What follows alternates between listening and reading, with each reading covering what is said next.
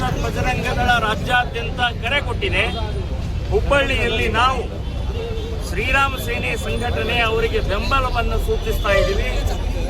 ಕಾಂಗ್ರೆಸ್ ಸರ್ಕಾರ ಪ್ರಣಾಳಿಕೆಯಲ್ಲೇ ಹಾಕಿತ್ತು ಗೋ ಹತ್ಯಾ ನಿಷೇಧ ಕಾಯ್ದೆಯನ್ನು ವಾಪಸ್ ತಗೊಳ್ತೀವಿ ಅಂತ ಹೇಳಿ. ಸಿದ್ದರಾಮಯ್ಯನವರಿಗೆ ಧೈರ್ಯ ಇಲ್ಲ.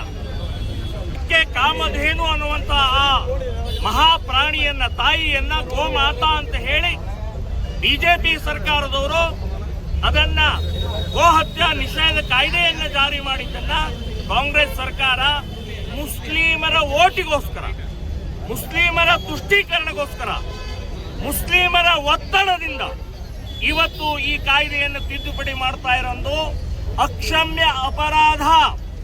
ಗೋಶಾಪ ತಟ್ಟತ್ತೆ, ಸರ್ವನಾಶ ಆಗ್ತೀರಿ. ಕಾಂಗ್ರೆಸ್ ಯಾವಾಗಲೂ ಇದನ್ನೇ ಮಾಡ್ತಾ ಬಂದಿದೆ. ಇದನ್ನ ವಾಪಸ್ ತಗೊಳ್ಬೇಕು, ರದ್ದು ಮಾಡಬೇಕು. ಯಾವುದೇ ಸಂದರ್ಭದಲ್ಲೂ ತಿದ್ದುಪಡಿಯನ್ನು ಮಾಡಬಾರದು.